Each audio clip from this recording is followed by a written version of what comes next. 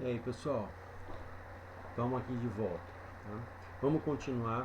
Então nós vamos começar hoje um novo conteúdo, tá? Nesse instante a gente vai estar começando um novo conteúdo. É a apostila 4. Não sei se vocês estão com esse material, se não estão. Eu vou até verificar com as meninas. Mas independente disso, está indo aqui essa aula que está sendo gravada, vocês vão ter acesso a essa gravação e a esse material que eu preparei e estou enviando para vocês. Então, nós falamos de massa atômica, que é aquela massa pertencente ao átomo, que representa um átomo. Massa molecular, que é a massa da somatória de todos os átomos que fazem parte daquela molécula, ou de uma molécula específica. Agora, é possível você medir a massa de um átomo em uma balança? Você acha que é possível? Vou pegar uma molécula de água e colocar na balança. A balança vai mexer? Não, não vai. Então, houve a necessidade de criar uma unidade de medida para átomo, molécula e íon. E essa unidade de medida é conhecida por mol.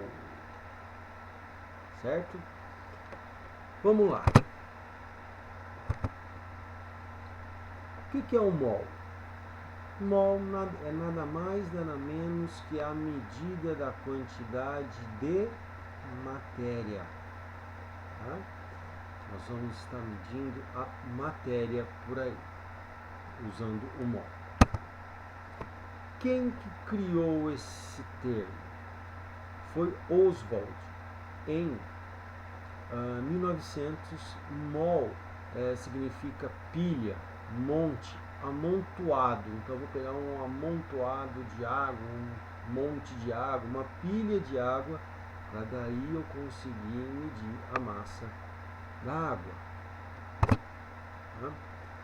Então tem toda uma definição e o mol ele só passou a ser aceito como unidade de medida da matéria em 1971 e ele é usado como referência no sistema internacional. Então, da mesma maneira que vocês medem tempo, massa, comprimento, área, para determinar a quantidade de matéria que você tem num determinado corpo, presta atenção, estou falando matéria, não estou falando massa, não estou falando peso.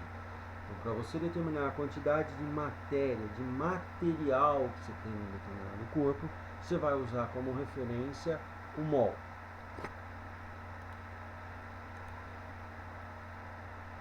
Tá, aí surgiu um grande problema, mas um problema imenso. O átomo e a molécula são dados em unidades de massa atômica. Vocês lembram que é a quantidade que aquele átomo tem de 1/12 do carbono 12. Eu estou trabalhando num mundo microscópico. Como que eu faço para sair do microscópico e ir para o macroscópico? Essa foi a grande sacada de um cientista chamado Avogadro. Nossa, eu sempre enrosco a língua nesse lazarento desse nome. Avogadro. É isso mesmo, né? Beleza, viu, moçada? Avogadro. O que o Avogadro fez? Eu enrolo de novo, tá vendo? Eu coloco um R no meio do gra. Então, Avogadro fez. Ele transformou o mundo microscópico em macroscópico. Como assim? Como que eu saio do mundo invisível e venho para esse mundo onde tudo é visível? Ele instituiu uma constante, um número chamado de mol. O que é esse 1 mol? É a mesma coisa que 6,023 vezes 10 a 23. ou aproximadamente 6 vezes 10 a 23. Uma única molécula de água tem como massa molecular 18 unidades de massa atômica. 6 vezes 10 a 23 moléculas de água tem como massa 18 gramas. Então nós estamos transformando unidade de massa atômica, mundo microscópico, em grama, mundo macroscópico. Mas para poder fazer essa transformação, nós temos que ter a quantidade de 1 mol. E 1 mol vale 6 vezes 10 a 23. Por exemplo, 1 mol de átomos, quantos átomos eu tenho? 6 vezes 10 a 23. Aqui eu meço em unidade de massa atômica, aqui eu meço em gramas. 1 mol de moléculas, quantas moléculas tem? 6 vezes 10 a 23 moléculas. Aqui eu meço a molécula em unidade de massa atômica e aqui eu vou medir em gramas. 1 mol de íons tem 6 vezes 10 a 23 íons. 1 mol de elétrons, 6 vezes 10 a 23 elétrons. 1 mol, portanto, é conhecido como a constante de Avogadro de qualquer entidade. 1 mol de carteira, 6 vezes 10 a 23 carteiras. 1 mol de 10 reais, é 6 vezes 10 a 23, 10 reais. 1 mol de namorados, 6 vezes 10 a 23 namorados. Ixi, você aguenta? Beleza. Então vamos lá. Você não consegue medir numa balança uma única molécula, mas você consegue medir 1 mol, porque 1 mol é a mesma coisa que 6 vezes 10 a 23. Então eu estou saindo do mundo microscópico para o mundo macroscópico. Para que eu faça isso, eu tenho que ter 6 vezes 10 a 23 quantidade de espécie que eu estou medindo. Por conta disso, ninguém aqui, eu acabei de falar para vocês, ninguém aqui consegue medir numa balança uma única molécula de água. Mas se você pegar 6 vezes 10 a 23 moléculas de água, você vai conseguir medir 18 gramas de água. Tá? Então o que é a massa molar? É isso. É a quantidade por 1 mol. A massa que é dada por 1 mol. Olha lá, massa molar de um elemento químico. Vamos calcular a massa molar do carbono. 1 mol de átomos de carbono. 1 mol. Quantos átomos de carbono eu tenho? 6 vezes 10 a 23. E esses 6 vezes 10 a 23 átomos de carbono vão pesar, você está medindo na balança, quantas gramas? 12. 1 mol de átomos de cálcio. 1 cálcio tem a massa atômica 40. Se eu tiver 1 mol de átomos de cálcio, quantos átomos eu vou ter? 6 vezes 10 a 23. Qual o peso disso? 40 gramas. Então eu estou tirando lá do microscópico para o macroscópico de uma maneira assim bem grosseira, tá galera? Bem grosseira mesmo. O número não muda nada, mas você está saindo de unidade de massa atômica e indo para grama.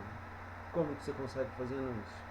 Aqui você tem um átomo, aqui quantos átomos você tem quando você está trabalhando com 40 gramas?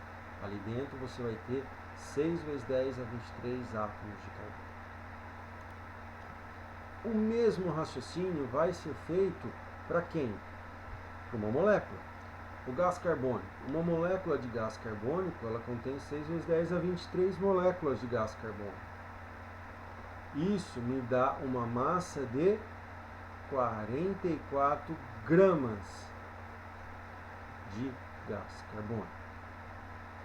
Uma única molécula de água tem 18 unidades de massa atômica.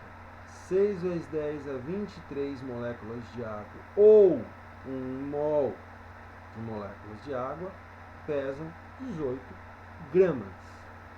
Uma única molécula de amônio tem massa molecular 17 unidades de massa atômica. 1 mol de amônia, ou 6 vezes 10 a 23 moléculas, tem 17 também, mas agora são 17 gramas. O mesmo raciocínio vale para íon. 1 mol de sódio, quantos íons de sódio tem? 6 vezes 10 a 23. Qual que é o peso do sódio? 23 gramas. Um único íon de flúor, 9 unidades. 1 mol de flúor, 9 gramas. Um único sódio, 23 unidades de massa atômica. 1 mol de sódio, 23 gramas. Certo? Para que a gente está vendo tudo isso? Porque agora nós vamos calcular a quantidade de matéria de compostos. E isso é feito da seguinte maneira. Olha esse exemplo. Se eu coloco 200 gramas de água em um copo, quantos mols de moléculas de água eu tenho dentro desse copo? Eu sei que, qual que é a massa molar da água? 18 gramas para cada mol. Então, 1 mol pesa 18 gramas. E isso contém 6 vezes 10 a 23 moléculas de água. Quando eu tenho 200 gramas de água, quantos mols eu passo a ter? Regra de 3. 1 vezes 200, 18 vezes x. Tá? E aí? Dá a mesma coisa aqui. 200 dividido por 18, que dá o equivalente a 11 mols de moléculas de água.